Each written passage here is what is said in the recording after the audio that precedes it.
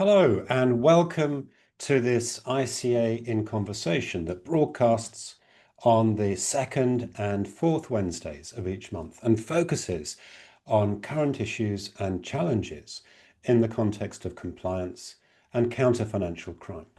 I'm Tim Tyler, and coming up, we're going to consider the potential impact of artificial intelligence on our skills and on our roles as human beings, and how we can best mitigate and manage this.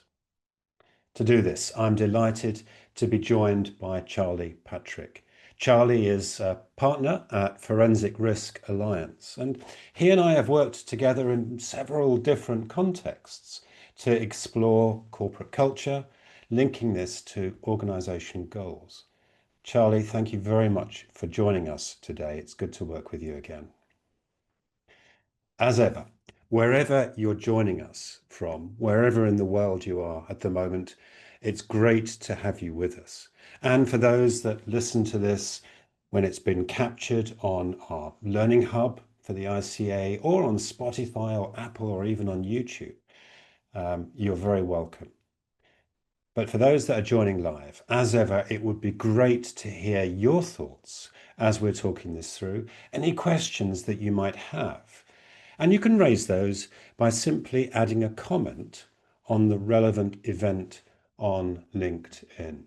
So please take the opportunity to do that. It's also lovely to hear where you are in the world as you're joining us today. I'm near Manchester, Liverpool, in the north of England, and London. And Charlie, I think you're speaking from London at the moment. So let me jump in and very briefly, can I set the scene? Several months ago, Charlie, you and I were enjoying a coffee together in London, close to your office, and we were talking through the impact of AI in the workplace, and in particular, the risk of cognitive atrophy and human displacement. So, as we were talking that through, Charlie, you brought some really useful insight to the challenge that helped me to navigate through the issues and to better frame them. And I thought it would be really useful to share that a little more widely. And that, of course, has brought us to where we are today. And we've talked about this. We've agreed that we're going to address this in four parts. Of course, we'll need to move quite quickly.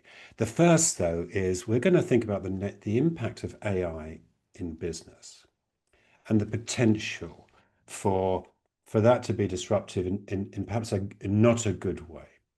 Secondly, we're going to think about a focus on key skills like critical thinking.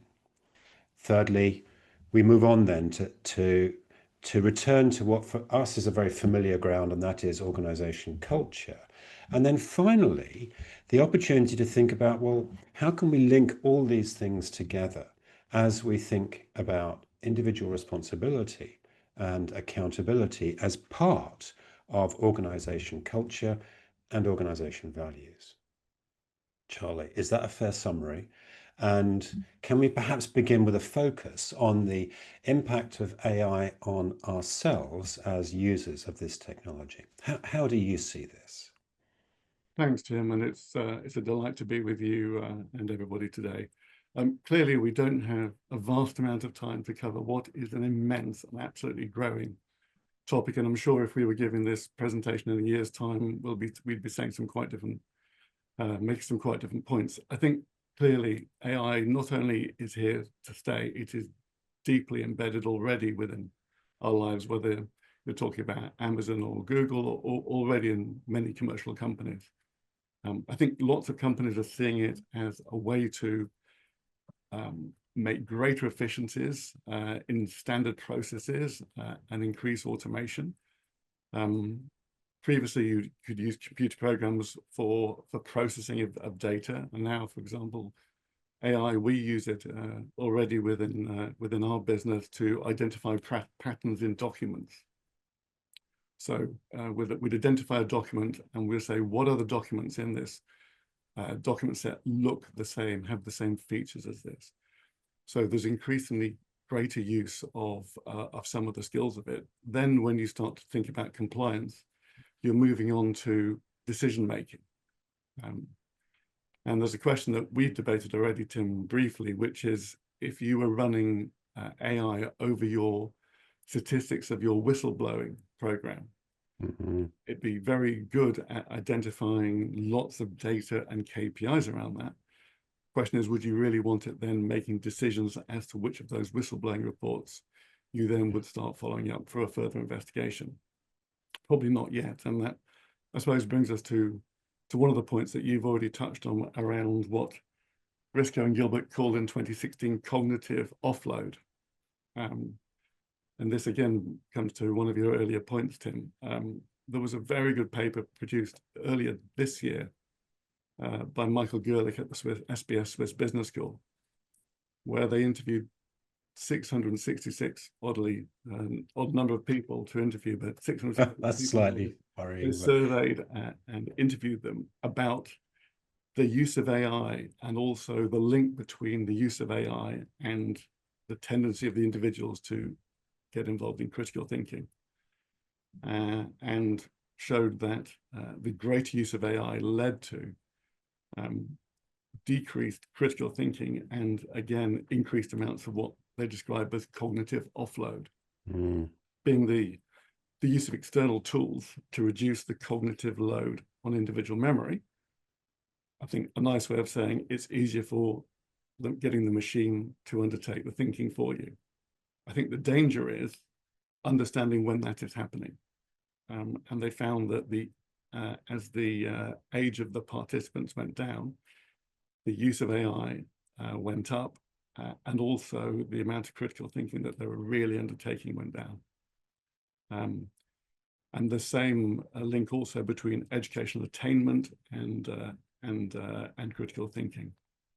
So I think there's a really important piece around understanding how you're using AI. So if I can jump in there, I guess we shouldn't be surprised by this. I had another conversation with another colleague, Paul Eccleston, who's a psychologist, and he talks about our lazy brains. And the reality is this is a part of our body that takes up a huge amount of energy. And if we can find shortcuts and ways of doing things, we just do. And that kind of makes sense, doesn't it? So we could translate that to all sorts of different examples. But one that I see here in the ICA is if we're dealing with a customer, a client, it's just too easy to put the issue into AI and ask AI to solve the problem. And then even to draft an email. And none of this is necessarily the right way to go. There is a good use of AI, but not at the expense of just literally offloading and contracting out the thought.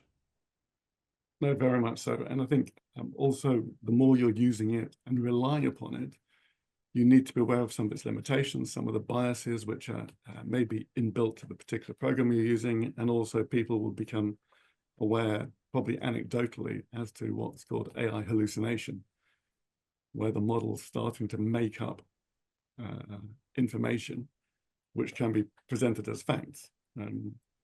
Partly that's because the way in which some of the models are trained and evaluated is that they reward guessing over acknowledging uncertainty. So there's some famous examples of court cases involving citations in legal documents which authorities had been made up by the programs that they were using.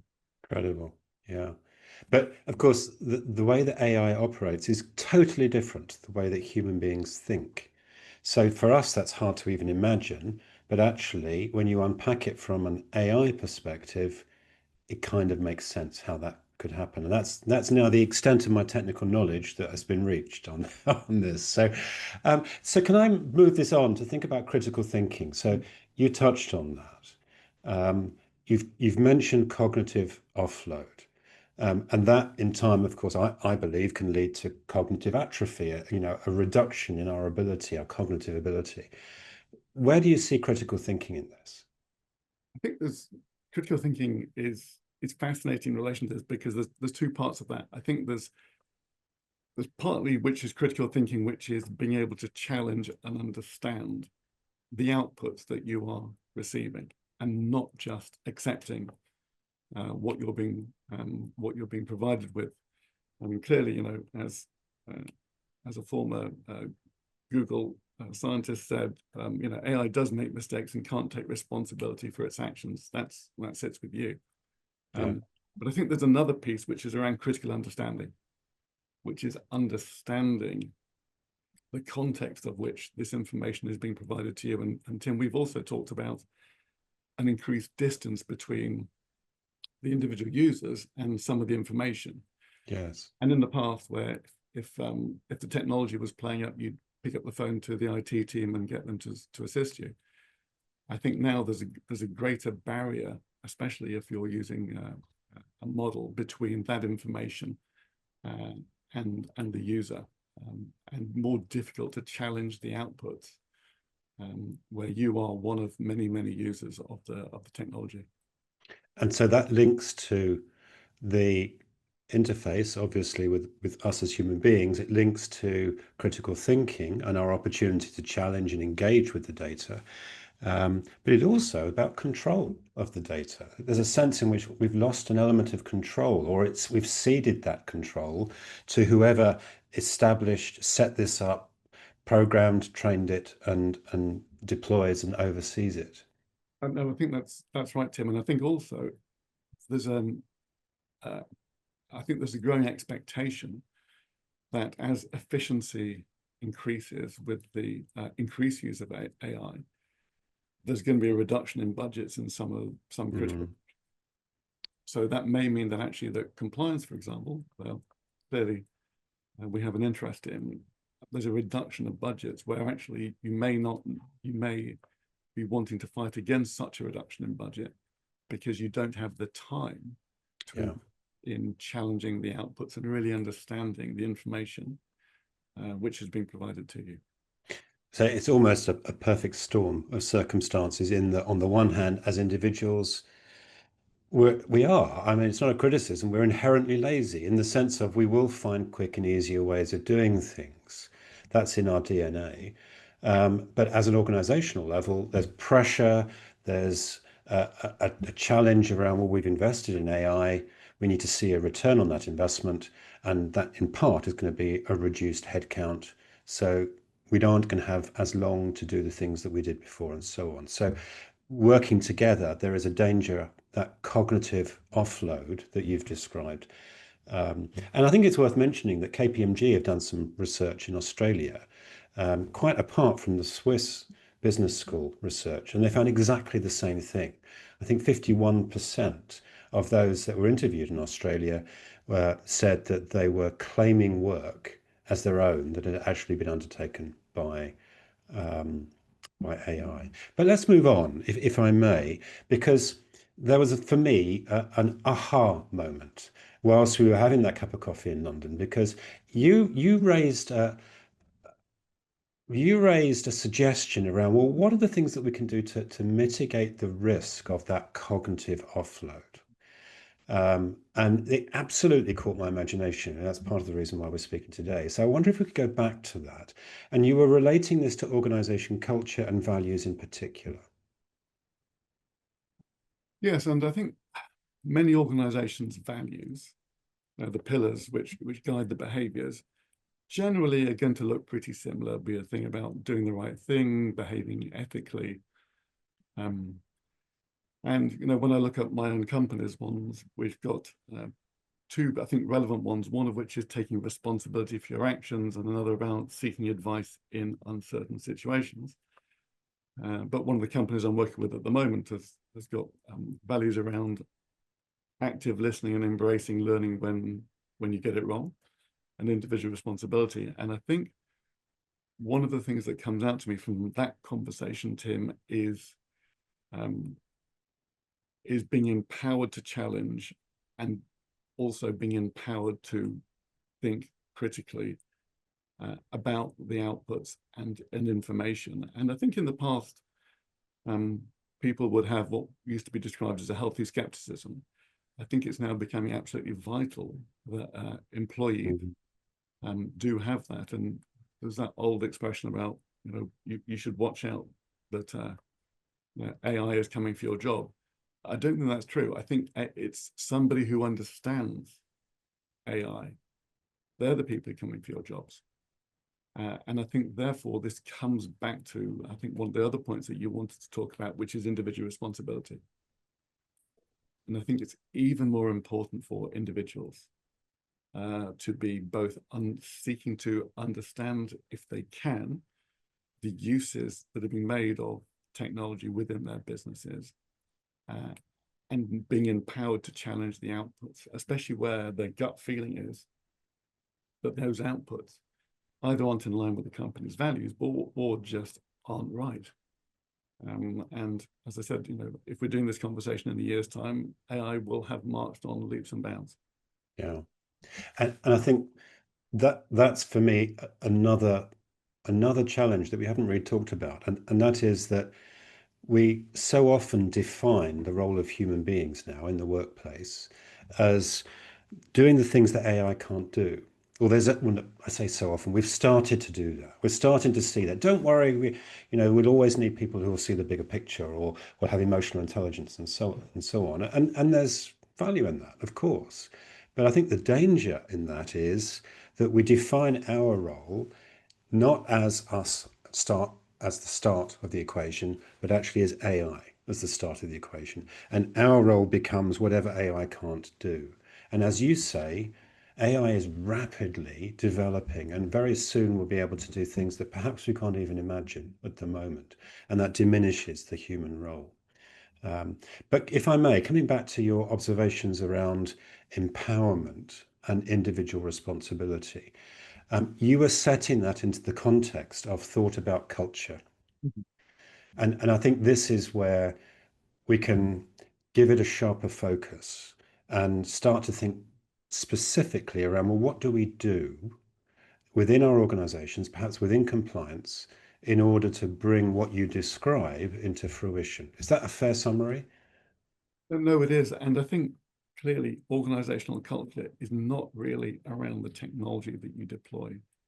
It is around how humans are interacting with each other, with that technology, with your customers, with your shareholders, with each other. And it's that human interaction which I think is absolutely vital. Um, So, sorry, Charlie, I cut across you. no, mediating between the outputs of that AI and decision making within an organization. Because I think if all of those processes are now being undertaken by AI, as long as that AI aligns wholly with your culture and values, then you're fine. But every organization is different. Wow. I mean, so that, can I just jump in there? I mean, I feel I have interrupted you, but you said something I think quite interesting. As long as AI aligns to your cultural values and the nature of your culture. So, what does that look like? How do we even conceptualize this? What any thoughts on that? Well, unless you are able to program your own models, you're always going to be in a position where you just need to understand the frailties of the technology. Mm. Frailties sounds like a slightly pejorative word. I suppose maybe the word to use actually is the strengths of the technology that you are using, and what that really means for you on a day-to-day basis as you are undertaking your work, and especially in compliance where things may not be cut and dried. Things are a lot more judgmental in compliance than they may be in, for example, in manufacturing. So, So we've sorry, I was just in the compliance world. sorry, I've lost you there actually, Charlie. You seem to have shifted microphones. I'm not quite sure how. Hopefully you'll come back again. But whilst you're just checking that, can I just sort of summarize two key points that I think are worth just drawing out? One is the emphasis on critical, 3 points. One is the emphasis on critical thinking. A second is the emphasis on personal responsibility, and that can be enshrined in values. to give it a sharper focus.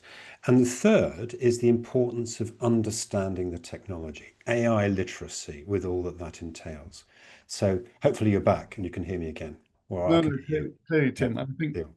I think thinking about having, an extra organizational value, which is we encourage critical thinking, critical understanding, and challenge, or some words around, encapsulating that messaging, the spirit of it, anyway.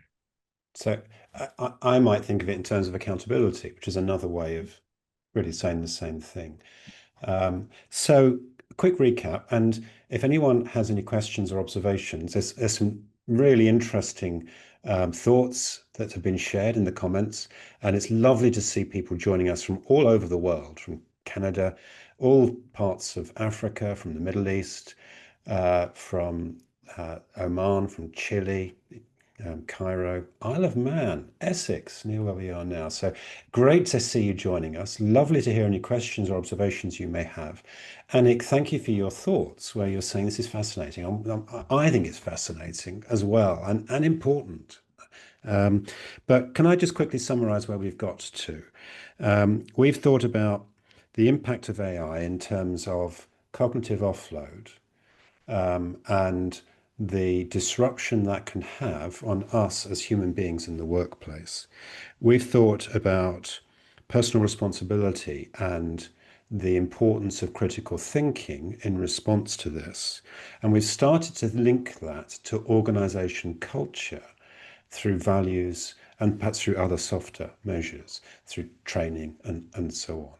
So I think what we're starting to do is create a thesis almost to say, well, here's an issue, this is the impact, and this is what we can start to do in order to mitigate that impact. Is that a fair summary? And where should we go next in this thought thinking? No, I think it is a fair summary, Tim, and I think also, lots of people are considering this at the moment, and I expect as AI takes over more of the routine parts of our lives, there'll be a lot further debates and discussions on this. As I was thinking about this morning, I thought back to that recent film from earlier this year, last year, called Conclave, where the gentleman who finally becomes the Pope, Cardinal Lawrence, says, "The one sin that I've come to fear more than any other is certainty." And I think it's a lovely expression that he includes in the film, and it's something that I'd like to reflect further on, actually, as we think more about some of the outputs of AI. It's a really, and there's another commentator outside of Conclave. I'm afraid it's not quite such a um, entrancing reference, but one other commentator, and I can't remember her name, but she set out that one of the greatest dangers in AI is that we assume too soon that we understand it. And of course, by understand it, we need to not only understand the technology, and that is vital, and you've touched on that, but we need to start thinking about the impact that it has and move beyond the lens of it's going to help us meet our business objectives for this financial year to something that's longer term, that starts to think about this a little bit more, well, I'm not sure, but strategically, a little bit more care, as you've just set out around this. Once again, some really lovely observations on the within the comments, but no particular challenges or questions. It would be lovely to know if there's anyone perhaps disagrees with this thesis.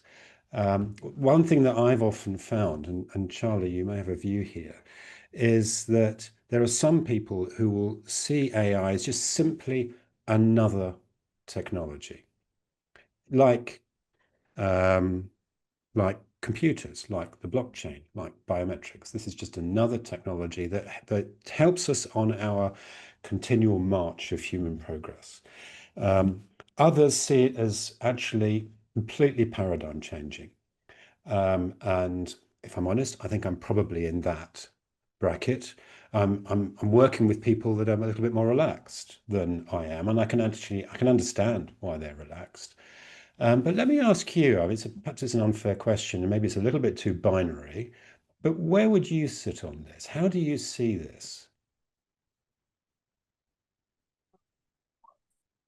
How great the developments have been in the last So 5 years. I'm really sorry, Charlie. We can't hear you again. I'm not sure what's happened. Just double check on There my. you go. There you So, are. You're back again. There you are. given how much the technology has developed in the last 5 or 6 years, Tim, um, I do think I'm firmly um,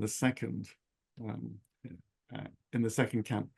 I think what is interesting for me is the point that you made earlier is that there's going to be elements of AI that we can't even conceive of.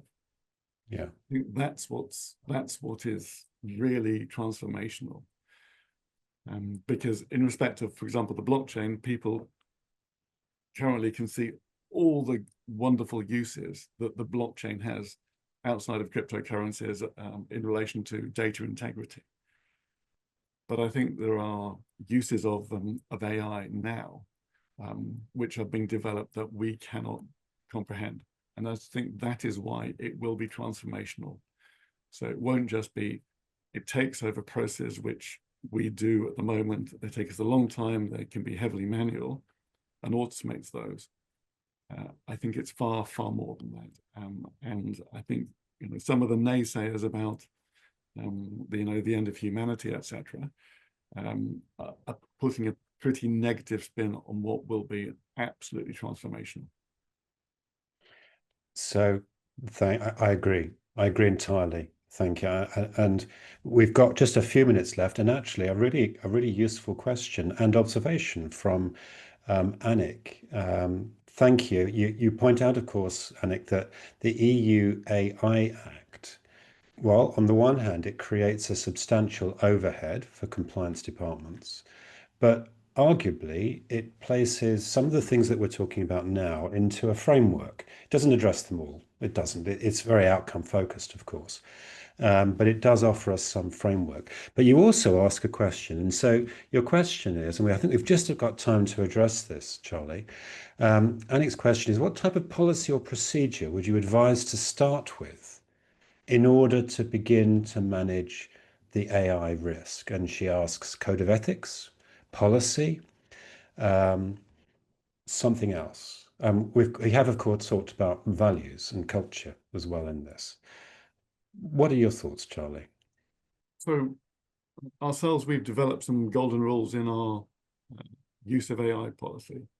Um, one of which is whenever you're using AI, you need to acknowledge its use, both internally and also if you're providing a client deliverable, you should not be delivering anything to a client which is not your own work, and therefore you've relied upon AI. So I think that's really important. We've also got other rules about never you putting into AI any identifiers which could be commercially sensitive or which Yeah. could disclose the nature of a client. Yeah. And also making sure that where you are going to use it, you've got proper authorization to do so. So I think maybe some of the best ways to approach it is understanding the different tools available, which tools are better for certain types Mm. of technological application, and also embracing it. Because the reason we've set up those golden rules is not to stop people using it, it's accepting that people will use it. Yeah. And helping them manage the risks as they do. So I think it's a really good question. And I think therefore you probably need a standalone policy within organizations to make sure that people focus on how they use it and how they interact with the technology, rather than just not mentioning it. And aligned to that policy, training and maybe some guidance to underpin it that will need to evolve. It's not going to be a once and for all. It will need to continually evolve. As you pointed out, the technology itself is growing so rapidly. In a moment, Charlie, I'm going to ask you just to finish with any closing thoughts. But before I do that, and to give you a moment or two to gather your thoughts, can I thank Malcolm and Christine, and one or two others, in fact, for your thoughts and questions. I'm afraid we're out of time. So having encouraged you to ask them, I'm afraid we're not able to really do them a great service. But there's some really interesting thoughts. Malcolm, you talk about human beings having values and emotional intelligence and instinct to think outside the box. Perhaps that's a limitation of AI. It would be great if we could challenge ourselves on that, but it's a really interesting thought. Christine, you asked about the references to thought leadership, and in particular the Swiss Business School. So I guess my suggestion would be Google's going to very quickly turn that up. Is there a name or anything that you can help with there, Gentleman called Charlie? Michael Gerlich, Mi- Gerlich, Michael Gerlich, Gerlich. Gerlich. Brilliant. From Thank the you ICA for Swiss that. Business School, a paper came out earlier this year on cognitive offload Okay. and the use of Any AI. closing thoughts then, Charlie? So I suppose two thoughts, one of which is just taking away critical understanding and critical thinking. I think linking those together. And secondly, Tim, I think it's probably us worth revisiting this in a year's time and see whether we're having the same discussion, or you're sitting here talking to a chatbot. Yeah, that's a slightly dystopian thought, isn't it? But thank you for finishing on that. But it's a very good point because it is moving so very, very quickly. Charlie, thank you. I've really enjoyed this. I enjoyed the earlier conversation over a coffee in London. It's been great to continue it here and to share it with so many around the world. And to you, wherever you are, as you join us, thank you for taking the time, for your interest. Thank you for the many comments, observations, and some questions that you've shared. We sincerely hope that there's been some value in this. But of course, we all have that responsibility to continue to wrestle with these issues, to not take things for granted, to challenge the status quo perhaps, and to ensure that some of the principles that we've been talking about are brought to life. Thank you again, Charlie. Thank you, everyone, and do take care. Bye bye.